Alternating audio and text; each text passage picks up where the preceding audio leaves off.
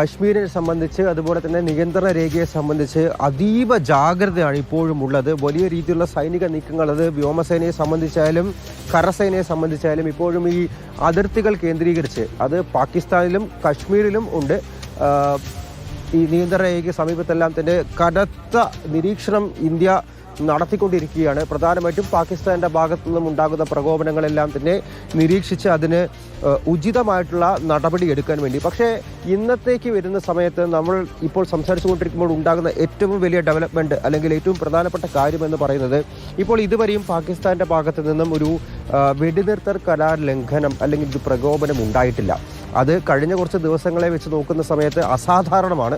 അതുകൊണ്ട് ഞാൻ എടുത്തു പറയാൻ കാരണം, കഴിഞ്ഞ 10-12 ദിവസമായി ഈ പഹൽഗാം ഭീകരാക്രമണത്തിന് ശേഷം തുടർച്ചയായി പാകിസ്ഥാന്റെ ഭാഗത്തു നിന്നും വെടിനിർത്തൽ കരാർ ലംഘനം ഉണ്ടായിക്കൊണ്ടേയിരിക്കുകയാണ്.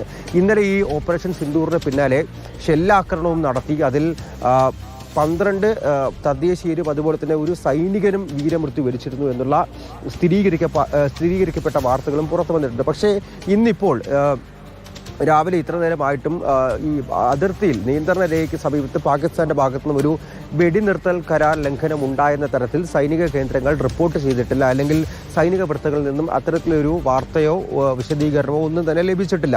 അതിൻ്റെ അർത്ഥം പാകിസ്ഥാൻ പാഠം ഉൾക്കൊണ്ടു എന്നാണോ, അതല്ല മറ്റേതെങ്കിലും തരത്തിലുള്ള പദ്ധതികൾ പാകിസ്ഥാൻ മെനയുകയാണോ എന്നുള്ളതാണ് വ്യക്തത വരുത്താത്തത്. എന്തായാലും പക്ഷേ ഈ കഴിഞ്ഞ ദിവസം അല്ലെങ്കിൽ കഴിഞ്ഞ രാത്രിയിൽ അസിം മാലിക്, പാകിസ്ഥാന്റെ സുരക്ഷാ ഉപദേഷ്ടാവുമാണ്, അവിടുത്തെ ISI മേധാവിയുമാണ്. അദ്ദേഹം അജിത് ഡോവലുമായി ഫോണിൽ സംസാരിച്ചിട്ടുണ്ട്. ഇന്ത്യയുടെ സുരക്ഷാ ഉപദേഷ്ടാവ് അജിത് ഡോവലുമായി ഫോണിൽ സംസാരിച്ചിട്ടുണ്ട്.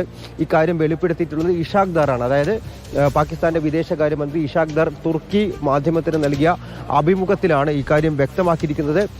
അദ്ദേഹം പറയുന്നു, ഇരു രാജ്യങ്ങളും തമ്മിൽ ഇപ്പോൾ സമ്പർക്കത്തിലുണ്ട് എന്നുള്ള കാര്യം. ഈ സമ്പർക്കം ഇപ്പോൾ ഇന്ത്യയും പാകിസ്ഥാനും തമ്മിലുള്ള സംഘർഷങ്ങളെ, തർക്കങ്ങളെ പരിഹരിച്ച് മുന്നോട്ട് പോകാൻ വേണ്ടി, അല്ലെങ്കിൽ ഇനിയൊരു പ്രകോപനം ഉണ്ടാകാത്ത രീതിയിൽ കാര്യങ്ങൾ ഇവിടെ വെച്ച് അവസാനിപ്പിക്കാൻ വേണ്ടിയിട്ടുള്ള ചർച്ചകളാണ് ഇരു രാജ്യങ്ങളും ഇപ്പോൾ പുരോഗമിക്കുന്നത് എന്നാണ് നിലവിൽ ഈ ചർച്ചയുമായി ഇരുവരും തമ്മിൽ സംസാരിച്ച ഈ കാര്യവുമായി ബന്ധപ്പെട്ട് ഇപ്പോൾ പുറത്തു വരുന്ന വിവരങ്ങൾ.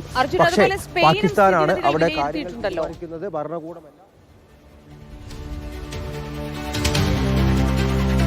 സൈന്യം സ്ഥിതിഗതികൾ വിലയിരുത്തിയിട്ടുണ്ട്. അതിന്റെ ഭാഗമായിട്ടാണ് ഇപ്പോൾ ഈ നിയന്ത്രണ രേഖയ്ക്ക് സമീപത്ത് കാണപ്പെടുന്ന കനത്ത സുരക്ഷാ വിന്യാസം. അതായത് കഴിഞ്ഞ ദിവസങ്ങളെല്ലാം അപേക്ഷിച്ച് നമ്മുടെ വിമാനങ്ങൾ, പോർ വിമാനങ്ങളും അതുപോലെ തന്നെ പീരങ്കികളും കരസേന റെജിമെന്റുകളുടെയും കൂടുതൽ ഡിപ്ലോയ്മെന്റ് ഇപ്പോൾ നിയന്ത്രണ രേഖയ്ക്ക് സമീപത്തുണ്ട്. അത് ജമ്മു കാശ്മീരിന്റെ കാര്യത്തിൽ മാത്രമല്ല, ജയ്സാൽമീർ രാജസ്ഥാന്റെ അതിർത്തി പ്രദേശങ്ങളിലും പഞ്ചാബിന്റെ അതിർത്തി പ്രദേശങ്ങളും ഈ സിയാൽകോട്ടിന്റെ എല്ലാം തന്നെ മേഖലയിൽ കനത്ത രീതിയിൽ പോർ വിമാനങ്ങൾ അണിനിരത്തിയിട്ടുണ്ട്. അത് പാകിസ്ഥാന്റെ ഭാഗത്തു നിന്നുമുണ്ട്. പക്ഷേ ഇതെല്ലാം ഇനി പാകിസ്ഥാന്റെ നീക്കങ്ങൾ എങ്ങനെ ആയിരിക്കും എന്നുള്ള കാര്യം മുന്നോട്ട് കണ്ടുകൊണ്ടാണ് ഇന്ത്യയുടെ ഭാഗത്തു നിന്ന് ഈ നടപടി ഉണ്ടായിരിക്കുന്നത്. അതായത് ഇനി സാധാരണക്കാരെ ലക്ഷ്യമിടുന്ന തരത്തിൽ പാകിസ്ഥാന്റെ ഭാഗത്തു നിന്നും പ്രകോപനം ഉണ്ടായാൽ ഇന്ത്യ തിരിച്ചടിക്കും. ഓപ്പറേഷൻ സിന്ദൂറിനൊരു phase 2 എന്നുള്ള തരത്തിലുള്ള കാര്യത്തിലേക്ക് പോയിരിക്കും. അത് പക്ഷേ ഇപ്പോൾ കണ്ട പോലെ ആയിരിക്കില്ല, അതിൻ്റെ ഇരട്ടി പ്രഹരമായിരിക്കും. സൈനിക കേന്ദ്രങ്ങളെ പോലും ലക്ഷ്യമിടാൻ മടിക്കില്ല എന്നുള്ള കാര്യം ഇന്ത്യ പറഞ്ഞിട്ടുണ്ട്. വിദേശകാര്യമന്ത്രി S ജയശങ്കറും അതുപോലെ സുരക്ഷാ ഉപദേഷ്ടാവ് അജിത് ഡോവലും വ്യക്തമാക്കിയിട്ടുണ്ട്. പക്ഷേ അതിനു മുമ്പ് കാര്യങ്ങൾ നിരീക്ഷിക്കേണ്ടതുണ്ട്. പാകിസ്ഥാൻ കരസേനയുടെ നീക്കങ്ങൾ എങ്ങനെയാണ് എന്നുള്ള കാര്യം മനസ്സിലാക്കേണ്ടതുണ്ട്.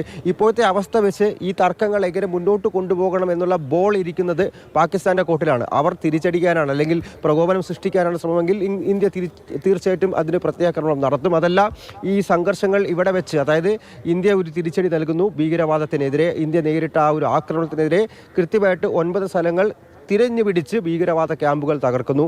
അതോടെ പാകിസ്ഥാൻ അവസാനിപ്പിക്കാനാണ് തീരുമാനമെങ്കിൽ ഇത് ഇവിടെ ഒരു ചർച്ചയിലൂടെ പരിഹരിക്കപ്പെട്ടു പോകും എന്നുള്ളതാണ് നിലവിൽ മനസ്സിലാക്കുന്നത്. പക്ഷേ പാകിസ്ഥാന്റെ ഭാഗത്തു നിന്നും പ്രകോപനം ഉണ്ടായാൽ അത്തരത്തിലുള്ള നിലപാട് പോലെ തന്നെ അസർബൈജാനും നിലപാടെടുത്തിരിക്കുന്നല്ലോ ഈ ഘട്ടത്തിൽ, പാകിസ്ഥാനൊപ്പം ചേർന്ന് നിൽക്കുന്ന നിലപാട്.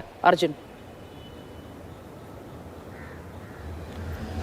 മോദി, അസർബൈജാന്റെ നിലപാട് അത് ചൈനയും തുർക്കിയും പോലെ നമ്മൾ ആൻറ്റിസിപ്പേറ്റ് ചെയ്യുന്ന ഒരു കാര്യമാണ്. അതായത് പാകിസ്ഥാന്റെ ഒപ്പമേ ആയിരിക്കുള്ളൂ എന്നുള്ള കാര്യം പകൽ പോലെ വ്യക്തമായിട്ടുള്ളതാണ് അസർബൈജാന്റെ നിലപാട്. അത് തന്നെ ഉണ്ടായിരിക്കുന്നു. അവർ ഈ ഓപ്പറേഷൻ സിന്ദൂറിനെ അപലപിച്ചുകൊണ്ട് രംഗത്ത് വന്നിരിക്കുന്നു. പാകിസ്ഥാന്റെ ഭാഗത്തുണ്ടായ ജീവഹാനി, അതായത് ആളുകൾ മരിച്ചതിനെ എല്ലാം തന്നെ അപലപിച്ച് ആശങ്ക രേഖപ്പെടുത്തിയാണ് രംഗത്ത് വന്നിരിക്കുന്നത്. ചൈനയും തുർക്കിയും ആ ഒരു കാര്യം തന്നെയാണ് പറഞ്ഞിരിക്കുന്നത്. പക്ഷേ ഈ 3 രാജ്യങ്ങളാണെങ്കിലും ഇന്ത്യയും പാകിസ്ഥാനും തമ്മിൽ ഒരു തുറന്ന യുദ്ധം ആവശ്യപ്പെടുന്നില്ല, അല്ലെങ്കിൽ ആഗ്രഹിക്കുന്നില്ല. അതേ നിലപാട് തന്നെയാണ് മറ്റ് ലോകരാജ്യങ്ങൾക്കും. അതായത് പാകിസ്ഥാന് മീതെ ഒരു സമ്മർദ്ദമുണ്ട്.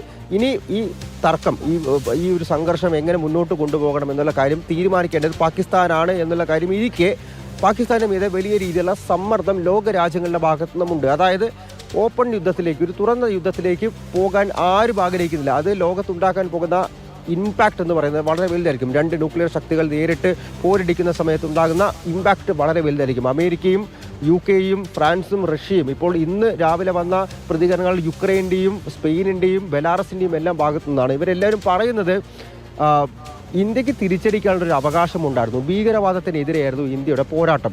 അത് ഇന്ത്യ നടത്തിയിട്ടുണ്ട്. ഇനി ഈ തർക്കവുമായി സംഘർഷവുമായി മുന്നോട്ട് ലോകരാജ്യങ്ങളൊക്കെ കൂടെ നിൽക്കുന്നുണ്ട്.